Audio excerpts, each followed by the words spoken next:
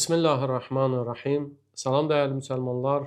Bir daha sizi Ramazan ayına həsr olunmuş Quran ayı söhbətlərində xoş gördük. Bugün biz Rə'd surəsinin 43-cü ayəsi barəsində danışacağıq. Allah Teala bu ayda buyurur və yəqulullezine kəfəru ləstə mursala. Kafirlər deyirlər, sən Allahın elçisi deyilsən. Qul kəfə billahi şəhidən beyni və beynəkum və mən indehu ilmul kitab. De Peyğəmbərim, mənim Peyğəmbərliyimə Allah və yanında kitab olan şəxs kifayətdir.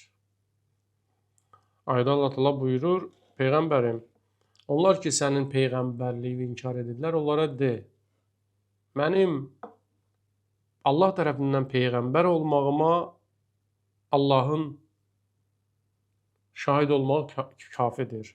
Və həmçinin o şəxs ki, Allahın elmi onun yanındadır.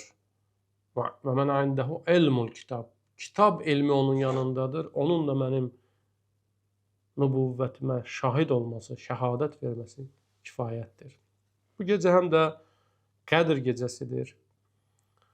Günahların bağışlanan gecəsidir. Qur'anın nazil olduğu gecədir. Allah Teala inşallah bizi bu gecədə bağışlananların sırasına daxil etsin. Allah Teala bu gecə qəlbimizə öz nurunu satsın.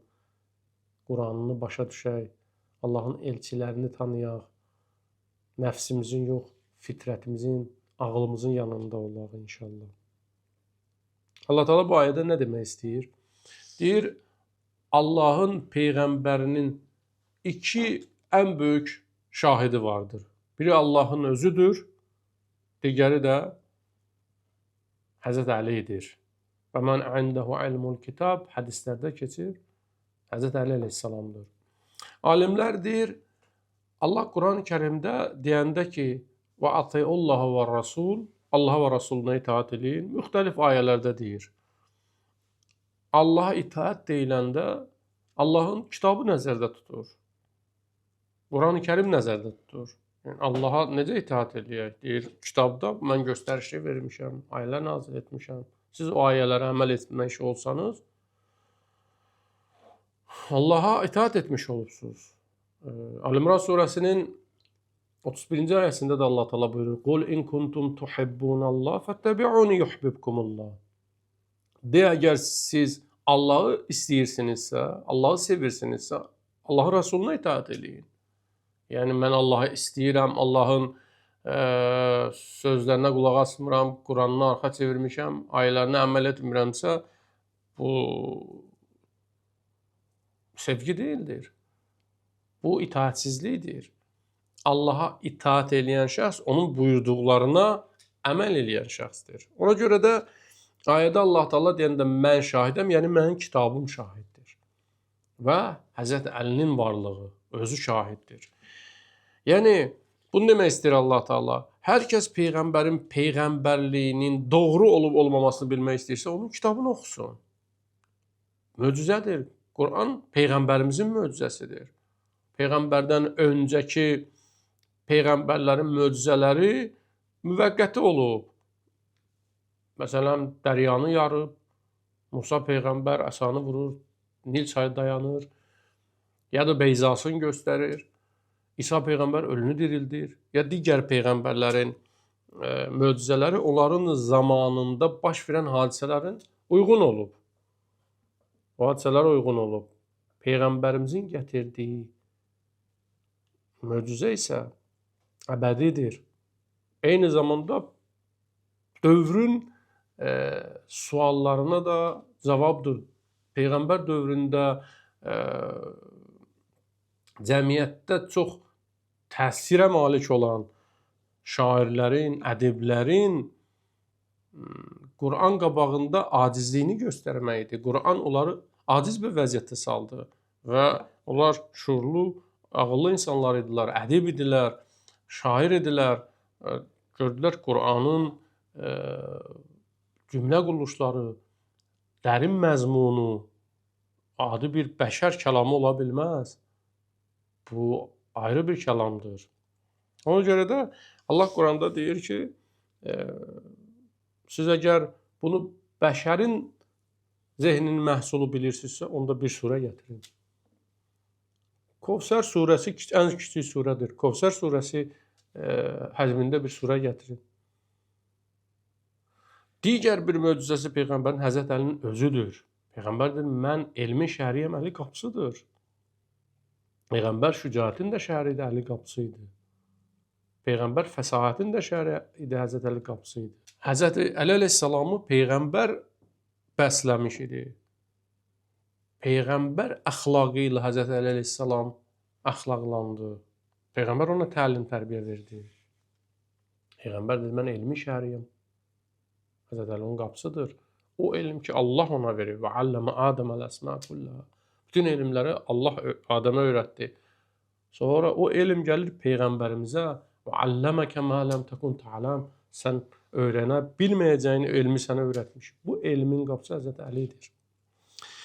Biz ayələrə baxanda başqa ayələrə, o ayələrdə də görürük ki, Quranla Əhl-i-Beyt yanaşıdır. Məsələn, Nisa surəsinin 59-cu ayəsində Allah Teala buyurur: "Ya eyyuhellezine amenu atiiullaha ve atiiur rasul ve ulul emri minkum." Ey möminlər, Allaha, Rasuluna və ulul emrə itaat edin. Allah deyəndə, yəni Qurana. Peyğəmbər də ulul emr Əhl-i-Beytdir. Görün, Quran və Əhl-i-Beyt yanaşıdırlar. Ya Maidə surəsinin 55-ci ayəsində: "İnnema veliyyukumullahu ve rasuluhu vellezine amenu'llezine yuqimunas-salata ve yutuna-zekata ve hum rakiun." Sizin vəliyiniz Allahdır və Əhl-i-Beytdir. Ona görə də Allah Teala Qurani Kərimdə iki mühüm məsələ ilə bağlı Peyğəmbəri təhdid edir. Deyir ki, "Lav taqavvala aleyna ba'dal aqabil." Peyğəmbər əgər Allah eləməsin bizə nəsə artırsa, bizim dediklərimizə nəsə artırsa ya əskilsə, onun şax damarını kəsərik. Əgər Allah ayə olmasaydı, adam bu sözü dilinə gətirə bilməzdi.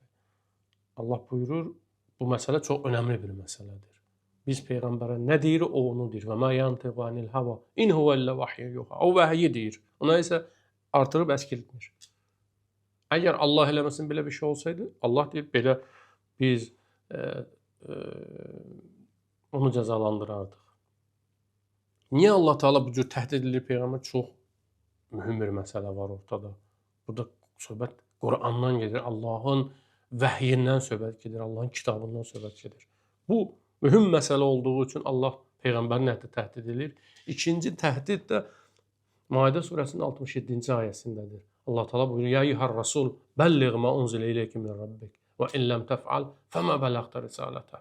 Ey mənim rəsulum, ey Allahın rəsulu, sənə nazil olanı, Rəbbindən sənə nazil olanı təbliğ elə və in lem tef'al fema bəlağta risalata.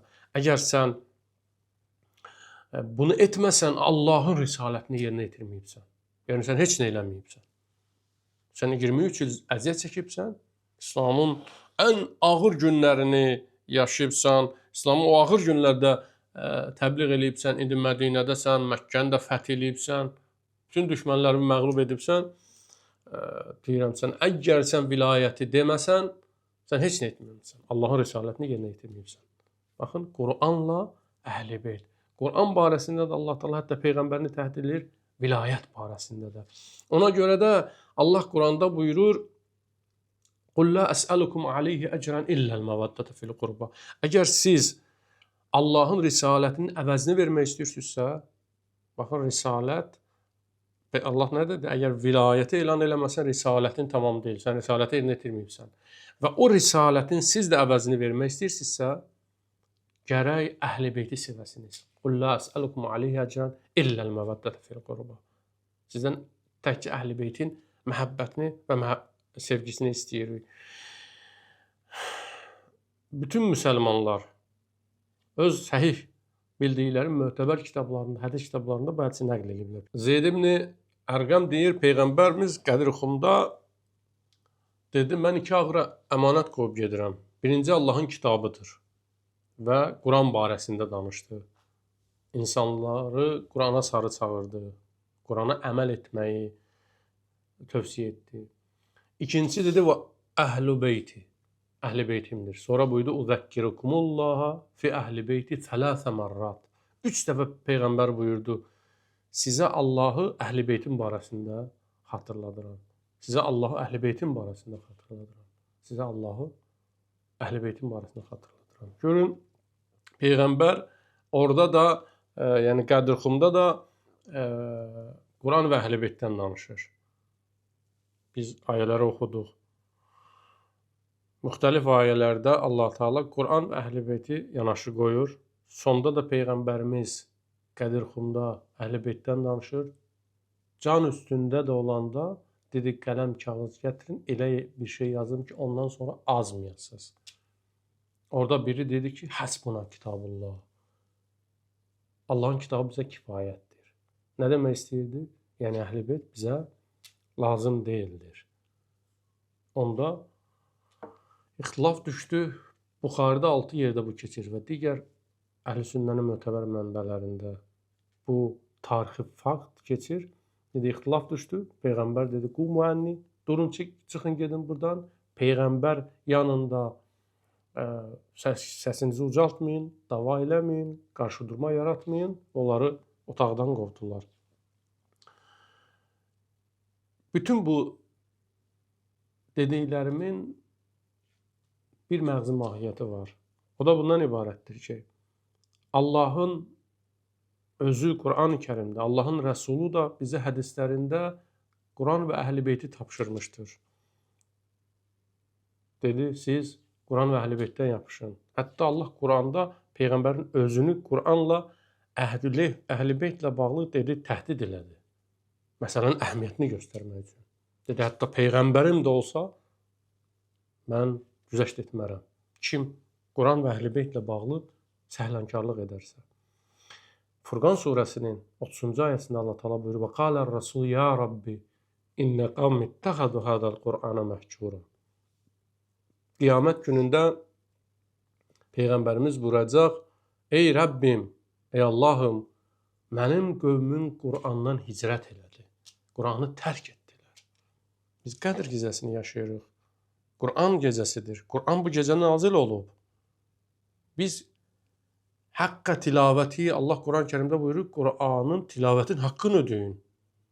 Quranın tilavətinin haqqı onu düzgün, qərəzsiz olduğu kimi insanlara çatdırmaqdır. Qiyamət günündə Peyğəmbər ümmətindən niyə şikayət edəcək? Bugün Quran oxumurlar, Quran əzbərləmirlər, Qurana təfsir yazmayıblar. Qala Rasul ya Rabbi, innə qavmi ittəxəzu hazəl Qur'ana məhcura. Allah şikayət edəcək Peyğəmbər, Allahım, qövmüm, ümmətim Qur'andan hicrət etdilər, Qur'ana əməl etmədilər. O məsələdə ki, Allah Teala hətta Peyğəmbərini təhdid etdi, deməli, o ən önəmli bir məsələdir. Quran və əhl-i beyt barəsində təhdid etdi. Və Peyğəmbərimizə nə dedi? "Qul la əs'alukum alayhi ecran illəl məvaddətə fil qurba." Səndən de Peyğəmbərim, sizdən ancaq biz əhl-i beytin məhəbbətini istəyirik. Deməli, çox mühüm bir mövzudur. Allah Peyğəmbərinə deyir ki, əgər bunlar sənin çəkdiyin zəhmətlərimin mükafatını vermək istəyirlərsə, risalətin əvəzini qaytarmaq istəyirlərsə, de onlara əhl-i beyti sevsinlər. Xanım Zəhranın başına hansı onlar gətirmədilər? Həzrət Əli necə şəhid etdilər?